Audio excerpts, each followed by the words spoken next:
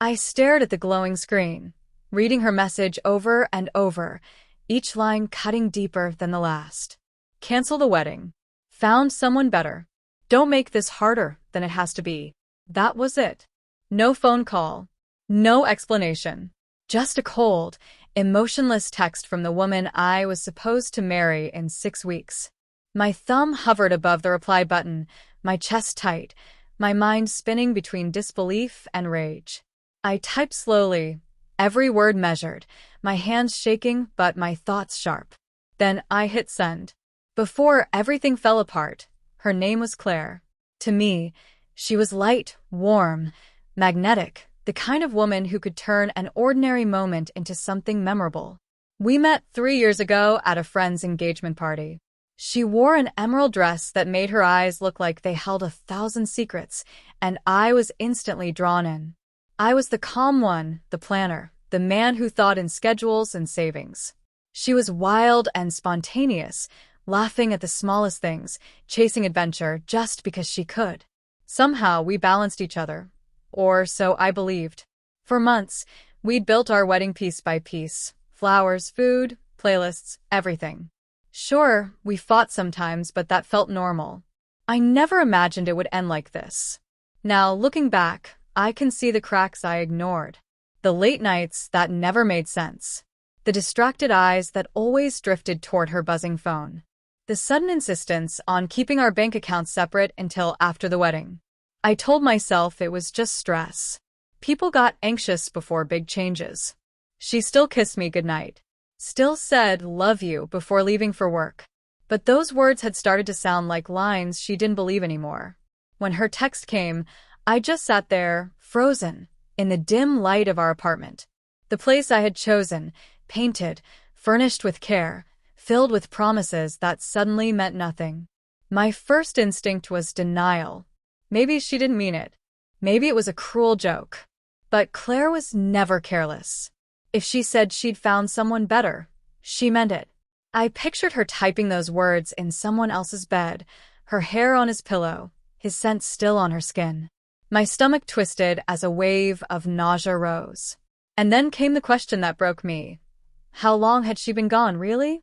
An hour later, my phone buzzed again. "Ethan, can we talk?" I didn't mean for it to sound like that. Her name glowed on my screen, my fiancé, my almost wife, my betrayer. Against my better judgment, I answered. "Talk," I said flatly. There was silence, then a shaky breath. "I didn't want you to find out this way. I met someone. It wasn't supposed to happen, but it did. He makes me feel alive in a way I haven't in a long time." I closed my eyes. Alive. As if everything we'd shared was lifeless. "So, you decided to humiliate me with a text?" I asked. "Yes," she whispered. "I thought it would be easier for you." "Easier for you." I cut in, my voice breaking. Her silence said enough. Then softly, "I'm sorry. I really am sorry." The word felt hollow, bitter. But what she didn't know was that I had already canceled the wedding earlier that day, just not the way she thought. 2 nights before, a mutual friend had accidentally mentioned seeing Claire at dinner with a man she'd called her boyfriend. When I confronted her, she brushed it off, laughing it away as a misunderstanding. But I knew then, our story was already over. But the doubt had already taken root. That morning, I called the venue and asked them to hold our booking just in case. Something deep inside me had known. A quiet voice whispering that love shouldn't feel this heavy, this uncertain. So when Claire sent that message, my reply wasn't an act of pride. The wedding was already gone. The deposits were in dispute. Our perfect day had crumbled before she even confessed. And she didn't know that I wasn't going to chase her. I wouldn't fight for someone who had already walked away. The days that followed blurred into one another. My mother called every morning, her voice wrapped in worry. Friends texted me lines like, "You're better off without her." I thanked them, pretending their words helped. But inside I was hollow. The nights were the hardest. I'd roll over in bed, half asleep, reaching for her warmth, only to meet cold, empty sheets. The silence mocked me, echoing the truth I didn't want to face. I thought about the man she'd left me for. Did he know she was engaged? Did he care? Or was I just a stepping stone toward her next thrill? The humiliation stung more than the heartbreak. Love can heal, but betrayal leaves invisible scars that never quite fade. 2 weeks later, I saw her again at the grocery store. She looked radiant, effortlessly beautiful as always. But when her eyes met mine, guilt flickered behind her glow. "Ethan," she whispered, like saying my name might break me. I didn't stop pushing my cart. "Claire." She followed beside me, wringing her hands. "I know I don't deserve to ask, but how are you?" I laughed, sharp and bitter. "How do you think?" Her lips trembled. For a moment, I thought she might cry, but then she straightened her back, defiant. I had to follow my heart. "Your heart," I echoed. "And what about mine?" "You tore it out through a text message, Claire. Was that your heart speaking, or just your cowardice?" Her face went pale. People were beginning to stare. She whispered one last "I'm sorry" before walking away, clutching her basket like it was holding her together. I stood there, watching her disappear down the aisle, and felt nothing. Not anger, not longing, just emptiness. That night, I wrote a letter I never intended to send.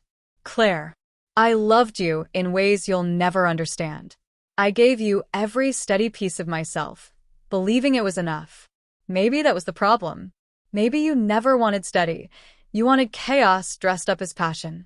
But one day, when the fire burns out and you're left with ashes, I hope you remember the home we almost built, the life we almost had. But I won't be waiting. The wedding's already canceled. The future you left behind is buried. And I'll find someone who won't mistake stability for boredom or loyalty for chains. Goodbye." I folded the letter and tucked it into a drawer, a quiet gravestone for a love that never made it to the altar. Healing didn't happen overnight. There were still nights I scrolled through our old photos, mornings when I half expected to hear her voice in the kitchen. But slowly, I learned how to breathe again. I started running at dawn, letting the cold air clear my thoughts. I reconnected with friends I'd drifted from. I began keeping a journal, filling its pages with honesty I'd never shared before. And day by day, the weight on my chest grew lighter. Months later, Claire messaged again. Her words were longer this time. "I made a mistake. He wasn't who I thought he was. I miss you. Can we talk?" I stared at the screen for a long time. My hands didn't shake. My heart didn't ache.